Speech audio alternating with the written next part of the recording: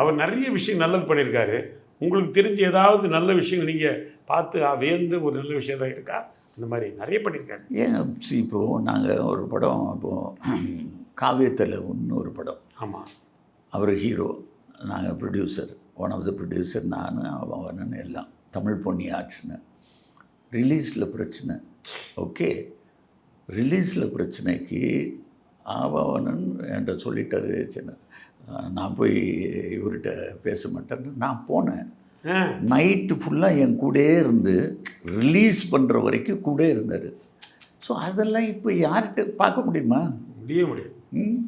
அவர் எல்லாருடைய கஷ்ட நஷ்டம், ப்ரொடியூசர் முதலாளின்னு கூப்பிடுவார். அதே தான் நானும் பண்ணிகிட்டு இருந்தேன். நான் தெலுங்குலேயும் மலையாளத்தில் கன்னடத்தில் கிட்டத்தட்ட 125 படத்துக்கு மேலே பண்ணேன். மலையாளத்தில் கூட பண்ணீங்க? ஆமாம்மா, எல்லா லைங்களும் மோகன்லால் கூட பண்ணேன். ஸோ அந்த டைமில் சுற்றி அடித்தேன். எல்லோரும் ஆக்ஷனுக்கு நம்மளை தான் கூப்பிடுவாங்க. ஓகே அடி